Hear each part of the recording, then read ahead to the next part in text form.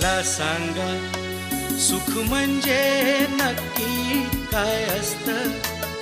मला सांगा सुख म्हणजे नक्की काय असतं. काय पुण्य असलं की ते घर बसल्या मिळतं.